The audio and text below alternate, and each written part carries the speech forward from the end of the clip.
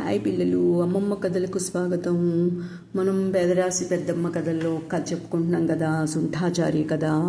అయితే వాడు చెరువులో పడిపోతాడు కదా, మామిడి పండు కోసం చెట్టు ఎక్కి చెరువులో పడిపోతాడు కదా. కింద ఆ చెరువులో పడిపోయేటప్పటికి మొసళ్ళన్నీ వచ్చి ఆ సుంఠాచారిని పట్టుకొని తినేయడానికి ప్రయత్నం చేస్తాయన్నమాట.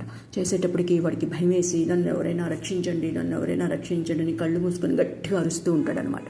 అరుస్తుండేటప్పటికి ఈ మొసళ్ళన్నీ ఆ కొమ్మని పట్టుకొని వాడు ఇలా ఇలా ఇలా ఊపేస్తాయన్నమాట. వాడు ఆ కొమ్మ మించి, ఆ చెట్టు కొమ్మతో సహా పడిపోయాడు కదా, ఆ చెట్టు కొమ్మ మించి ఆ నీళ్ళల్లోకి పడిపోతాడనమాట. పడిపోయేటప్పటికి ఇంకా భయంతో వాడు కళ్ళు మూసుకొని గబ గబ గబ గబ ఈదుకుంటూ ఒడ్డుకొచ్చేస్తాడనమాట. ఒడ్డుకొచ్చేసేసి గబగబా చెరువు గట్టు మీదకి పైకెక్కేసేసి అమ్మయ్య, ఈ మొసళ్ళ నుంచి తప్పించుకున్నాను రా దేవుడా అని చెప్పి కొంచెం సేపు అలా కూర్చుంటాడనమాట. కూర్చునేటప్పటికి వాడికి ఏమవుతుంది, ఏదో ఏంటి ఇలా ఇక్కడికి వచ్చాను, ఎక్కడికో వచ్చాను నేను అని చెప్పి చుట్టుపక్కల చూసుకుంటాడనమాట. చుట్టుపక్కల చూసుకునేటప్పటికి వాడికి ఒక పెద్ద గుహ లాంటిది కనిపిస్తుంది. కనిపించేటప్పటికి వాడు అనుకుంటాడు, ఇదేదో మనకి చెప్పిన రాక్షసుడి గుహలాగే ఉంది, చూద్దాం ఏంటో ఇది అని చెప్పి ధైర్యంగా ఏం చేస్తాడు, నెమ్మదిగా నడుచుకుంటూ ఆ గుహ దగ్గరికి వెళ్తాడనమాట. వెళ్ళి అక్కడ ఒక చెట్టు వెనకాలే నుంచొని తొంగి చూస్తాడు. తొంగి చూసేటప్పటికి ఆ గుహ దగ్గర ఇద్దరు కాపలా కాస్తూ ఉంటారనమాట. వాళ్ళు రాక్షసులు కాపలా కాస్తూ ఉంటారనమాట. ఇక్కడ రాక్షసులు కాపలా కాస్తున్నారు, ఎలా వెళ్తాం మనం ఈ గుహలోకి అని చెప్పి అలా చూస్తూ ఆ చెట్టు వెనకాలే చూస్తూ ఉంటాడనమాట. అంతలో ఈ కాపలా ఉన్న వాళ్ళలో ఒకడు ఏం చేస్తాడు, అక్కడ ఎక్కడో శబ్దం అవుతుంది, చెట్లు ఏవో కదులుతున్నాయి, ఏమిటో నేను చూసొస్తాను అని చెప్పి వాడు వెళ్తాడు.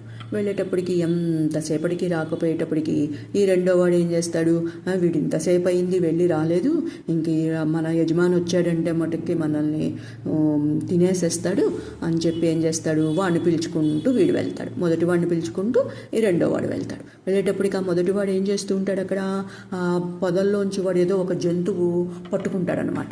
పట్టుకొని దాన్ని కాల్చుకుంటూ ఉంటాడు, కాల్చుకొని తినాలని. వీడు వెళ్ళేటప్పటికి, ఒరే నువ్వు కూడా రా, మనం దీన్ని కాల్చుకొని తిందాము, దీని టేస్ట్ చాలా బాగుంటుంది అని పిలుస్తాడనమాట. పిలిచేటప్పటికి వీడంటాడు, ఒరే ఏంటి మన యజమాని వచ్చాడంటే మటుకి మనల్ని చంపేసి తినేసేస్తాడు, ఇలా మనం కాపలా మానేసి ఇక్కడికి వచ్చి ఈ పని చేస్తున్నామంటేను వచ్చే అంటాడనమాట. అనేటప్పటికి వెళ్ళిపోదాం తొందరగా తినేసి వెళ్ళిపోదాం, ఇది చాలా బాగుంటుంది, రా అని పిలుస్తాడనమాట. సరే, వాడికి కూడా తినాలనిపిస్తుంది. ఇంకా తినాలనిపించి వాడు కూడా వచ్చి ఆ జంతువు కాలుస్తూ ఉంటే అక్కడ కూర్చుంటాడనమాట. ఎప్పుడైతే వీళ్ళిద్దరూ ఆ కాపలాకి అక్కడి నుంచి వెళ్ళిపోయారో, ఈ సుంఠాచార్య చెట్టు వెనకాల నుంచి చూస్తున్నాడు కదా, గబా ఆ గుహలోకి వెళ్ళిపోతాడనమాట. వెళ్ళిపోయేటప్పటికి ఆ గుహలో చీకటిగా ఉంటుంది. చీకటిగా ఉండేటప్పటికి వాడికి చాలా భయం వేస్తుంది. అమ్మో, ఇంత చీకటిగా ఉంది, అలాగా ఏమీ కనిపించట్లేదు, ఇక్కడ ఎవ్వరూ లేరు, నాకు చాలా భయం వేస్తుంది అని అనుకుంటాడనమాట.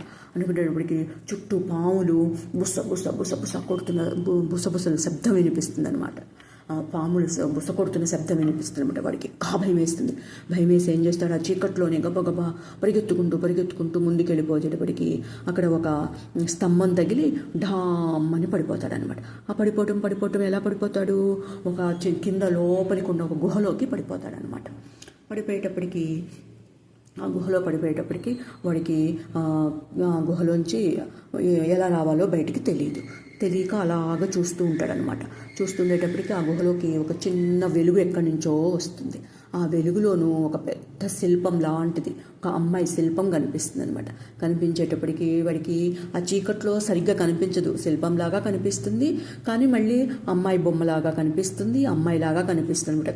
కొంచెం వెలుక్కుంటుంది కదా, ఆ వెలుగులో సరిగ్గా కనిపించదు అనమాట. వాడు ఈ సుంఠాచారి ఏం చేస్తాడు, ఆ అమ్మాయి నిజంగా అమ్మాయి అనుకొని, అదేంటి నువ్వు ఒక్కదానివి ఇక్కడ ఎలా ఉన్నావు, నీకు భయం వేయట్లేదా, నాకు చాలా భయం వేస్తుంది, అసలు నువ్వెవరివి ఏంటి, ఇక్కడికి ఎందుకు వచ్చావు అని చెప్పి అడుగుతాడనమాట. ఇప్పటికి అది బొమ్మ కదా, మాట్లాడదు. వాళ్ళు ఇంకా 2-3 సార్లు మళ్ళీ అడుగుతాడనమాట. నాకు చాలా భయం వేస్తుంది, నువ్వెవరివో మాట్లాడు అంటాడనమాట. అని చెయ్యిని ఇలా అంటాడు. చెయ్యి ఇలాగ ఒకసారి విసిరేటప్పటికి ఆ చెయ్యి ఆ బొమ్మకి తగులుతుందనమాట. తగిలేటప్పటికి ఆ బొమ్మ ఇలాగా మనిషిలాగా మారిపోతుందనమాట. మారిపోయేటప్పటికి అప్పుడు వీడు చూస్తాడు. అప్పుడు వాడికి బాగా కనిపిస్తుంది అనమాట. అయ్యో ఇది నిజంగా అమ్మాయే అని చెప్పి ఆ అమ్మాయి ఏం చేస్తుంది, ఎవరివి నువ్వు, ఇక్కడికి ఎందుకు వచ్చావు అని మాట్లాడుతుంది అనమాట. మాట్లాడేటప్పటికి ఇదేంటి నువ్వు ఇప్పటి వరకు మాట్లాడలేదు, నువ్వు ఇంకా బొమ్మవేమో అనుకున్నాను, నువ్వు అమ్మాయివేనా, నువ్వు ఎందుకు వచ్చావు ఇక్కడికి, ఎలా వచ్చావు, ఇంత అందంగా ఉన్నావు, ఎందుకు వచ్చావు ఇంత ఇట్లాంటి గుహలోకి, నాకు చాలా భయం వేస్తుంది, ఇక్కడి నుంచి ఎలా వెళ్ళాలి, నన్ను ఎలాగోలాగా బయటికి తీసుకెళ్ళవా అంటాడనమాట. అనేటప్పటికీ ఆ అమ్మాయి అంటుంది, కూర్చో ఫస్ట్ నువ్వు ఇక్కడ అని చెప్పి కూర్చోబెడుతుంది అనమాట. ఒక గట్టు మీద కూర్చోబెట్టి, అసలు ఎవరివి నువ్వు, ఎందుకు వచ్చావు ఇక్కడికి, ఇది ఒక రాక్షసుడి గుహ, నా పేరు మాలిని, నేను చాలా అందంగా ఉన్నానని చెప్పి నన్ను పెళ్లి చేసుకోవాలి అని చెప్పి ఈ రాక్షసుడు నన్ను మా ఊరి నుంచి ఎత్తుకొని వచ్చి ఇలా నన్ను ఇక్కడ ఒక శిల్పంలాగా చేసేసి ఇక్కడ పడేశాడు అని చెప్పి చెప్తుందనమాట అమ్మాయి. చెప్పేటప్పటికి ఈ సుంఠాచారి అంటాడు, నేను మా రాజుగారి అమ్మాయికి అలా అనారోగ్యంగా ఉంది, ఇక్కడ ఏదో రాక్షసుడి ఆధీనంలో ఏదో మూలిక ఉందట, ఆ మూలిక తీసుకొస్తే మా రాజుగారి అమ్మాయికి ఆరోగ్యం చక్కబడుతుంది అన్నారు, అందుకని నేను ఆ మూలిక తీసుకురావడానికి వచ్చాను, కానీ నాకు చాలా భయమేస్తుంది ఇక్కడ అంటాడనమాట. అనేటప్పటికీ ఆ అమ్మాయి అంటుంది, నువ్వేం భయపడొద్దు, రాక్షసుడు వచ్చే లోపల మనం ఆ మూలిక సంపాదిస్తాము, నీకు నేను సహాయం చేస్తాను అని చెప్తుందనమాట. చెప్పి ఇప్పుడు రాక్షసుడు వచ్చే టైం కాదు, ఇంకా కొంత టైం ఉంది, మనం ఇక్కడ 2-3 ద్వారాలు ఉంటాయి, ఆ ద్వారాలు దాటుకొని వెళితే మనకి ఆ మూలిక కనిపిస్తుంది అని చెప్పి ఏం చేస్తుంది, ఈ సుంఠాచారిని తీసుకొని గబగబా పరిగెత్తుకుంటూ ఇద్దరు, ఎందుకంటే మళ్ళీ రాక్షసుడు వచ్చే టైం అయిపోతుంది కదా, అందుకని ఇంకా పరిగెత్తుకుంటూ ఆ 2 ద్వారాలు దాటి వచ్చేస్తారనమాట.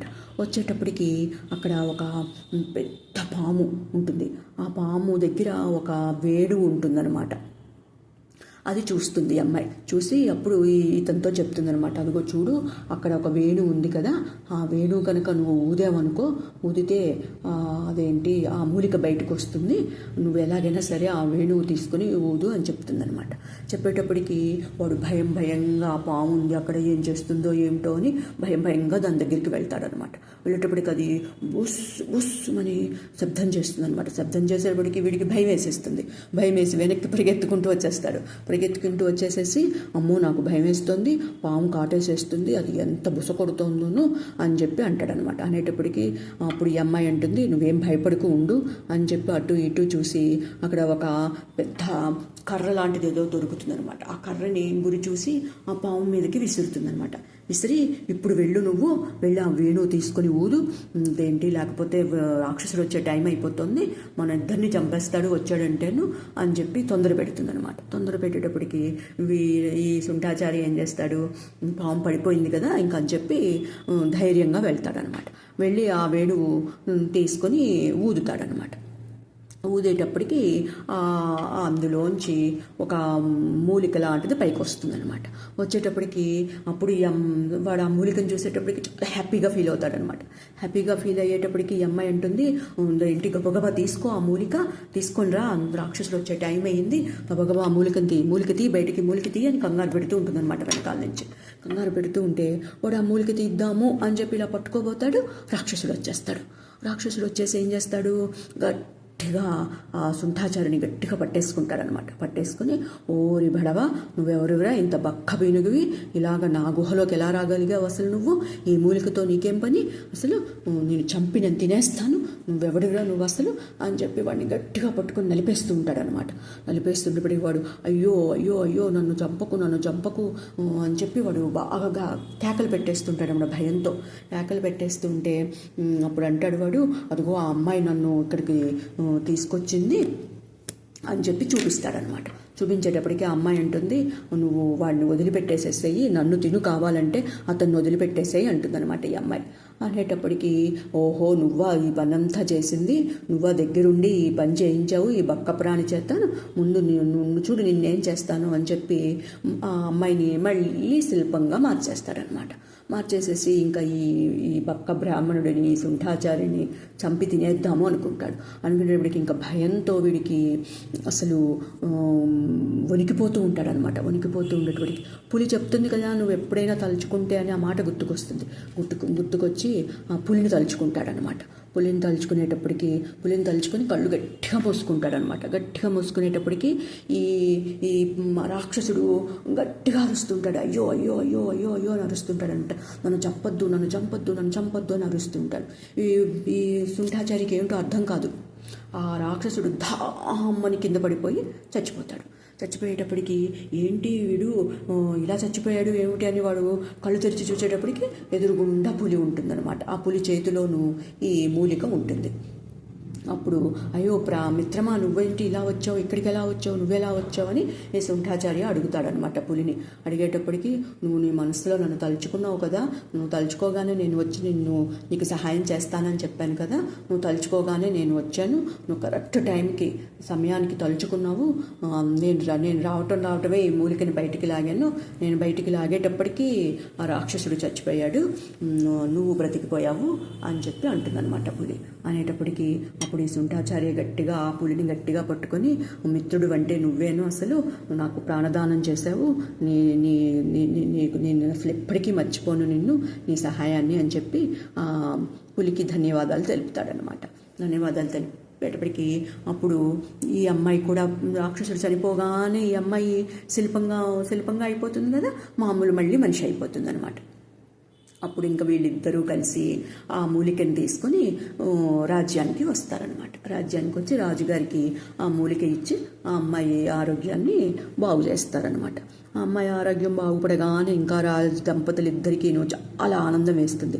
ఆనందం వేసి ఇప్పుడు రాజు అంటాడు ఈ బ్రాహ్మణుడితోనూ, అదేంటి మీరు మా అమ్మాయి ప్రాణాలు రక్షించారు కాబట్టి నేను ప్రకటించినట్టు అర్ధరాజ్యము ఇస్తాను మీకు, మా అమ్మాయిని కూడా ఇచ్చి పెళ్లి చేస్తాను, మా అమ్మాయిని కూడా పెళ్లి చేసుకోండి అని చెప్పి నేను ప్రకటించాను కదా, మా అమ్మాయిని కూడా ఇస్తానని, వివాహం చేసుకోండి మా అమ్మాయిని అని అడుగుతాడనమాట రాజు. అడిగేటప్పటికి సుంఠాచారి అంటాడు, నన్ను క్షమించండి ప్రభు, నేనేమో బ్రాహ్మణుడిని, మీరేమో క్షత్రియులు, నేను ఎలా చేసుకుంటాను అమ్మాయిని వివాహము, నేను చేసుకోలేను, నన్ను క్షమించండి. ఇదేంటి మీరు ఇంకొక మంచి అబ్బాయిని చూసి, మంచి క్షత్రియుని చూసి పెళ్లి చేయండి ఆ అమ్మాయికి, నాకు దేవుడి దయ వల్ల అందమైన ఈ అమ్మాయి నాకు దొరికింది, ఈ అమ్మాయిని నేను వివాహం చేసుకుంటాను అని చెప్తాడనమాట. అప్పుడు రాజు దంపతులు ఆనందించి అతనికి అర్ధరాజ్యం ఇస్తారనమాట. ఆ అర్ధరాజ్యంతో ఈ సుంఠాచార్య వాళ్ళ అమ్మ కోరిక తీరుస్తాడు. ఈ అమ్మాయిని వివాహం చేసుకుని చాలా హ్యాపీగా సుఖంగా ఉంటాడనమాట. ఇదంతా గ్రామంలో ఉన్న వాళ్ళందరూ చూస్తారు కదా, చూసి వాళ్ళలో వాళ్ళు అనుకుంటారనమాట, ఏమని, మనం ఎప్పుడైనా సరే మంచిగా ఉండాలి, అందరికీ సహాయం చేయాలి, అదిగో చూడు సుంఠాచార్య ఎంత అందరికీ ఎప్పుడు సహాయం చేస్తూ మంచిగా ఉండేవాడు, అలా మంచిగా ఉంటే మనకు కూడా అలాగా మంచి జరుగుతుంది, మనం కూడా ఇప్పటి నుంచి అందరికీ సహాయం చేద్దాము, ధైర్యంగా ఉందాము అని చెప్పి అనుకుంటారనమాట. ఎందుకంటే సుంఠాచార్య జంతువులని కాకుండా మనుషులని కాకుండా అందరికీ హెల్ప్ చేసేవాడు ధైర్యంగా, ఎటువంటి భయపడినా కూడా ధైర్యంగా అతను అనుకున్న పని సాధించడానికి ప్రయత్నం చేశాడు, పని సాధించాడు. అందుకే మనం కూడా ఎప్పుడైనా సరే ఏదైనా పని అనుకున్నాము అంటే దాన్ని మనం సాధించాలన్నమాట. దృఢ సంకల్పంతో ఆ పనిని చివరి వరకు పనిని సాధించాలన్నమాట. సరేనా? ఎవరికైనా మనం సహాయం చేశామనుకోండి, తిరిగి వాళ్ళు మనకి సహాయం చేస్తారు, అంతే కదా. పులికి ఏమో సహాయం చేశాడు, అందుకే పులి అతనికి అవసరమైనప్పుడు సహాయం చేసింది. అందుకే మనం ఎప్పుడైనా సరే ఎవరికైనా సరే ఆపదలో ఉన్న వాళ్ళకి సహాయం చేయాలన్నమాట. ఈ కథలోని నీతి అది. సరేనా మరి? Okay, bye bye, good night.